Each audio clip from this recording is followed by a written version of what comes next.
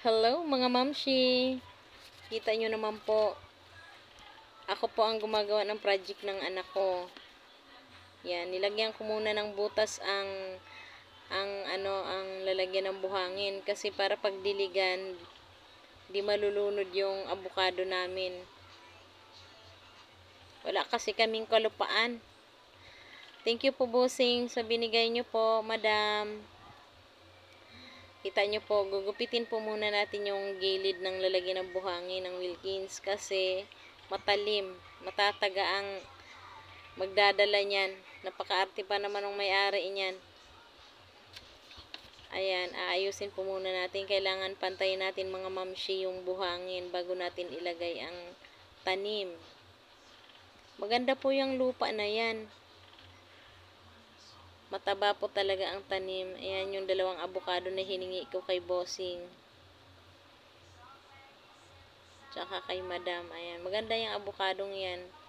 Kasi sabi po nila maganda nga daw po. Ayan. Dadalhin po yan ni Althea bukas sa school para sa performance test po niya.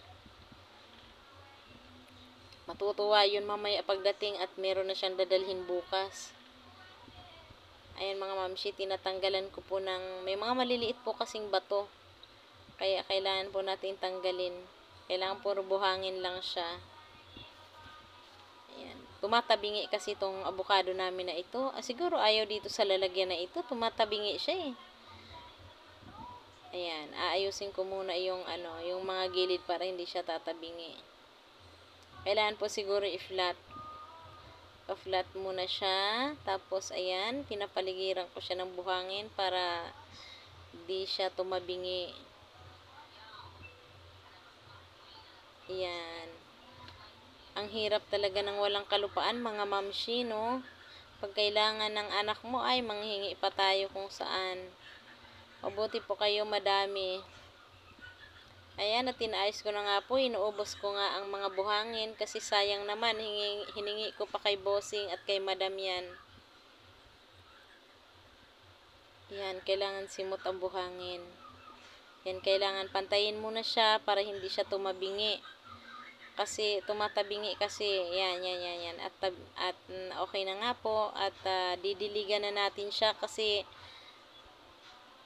ayan, parang kumulontoy na yung dahon. Kasi kanina ko tanghali yan hiningi eh. Yan, diligan natin ng konti para gumanda yung dahon. At okay na nga po, tapos na nga po ang ating project, ang performance test ni Tiyang sa grade 5 Aphrodite. Ayan, okay na po.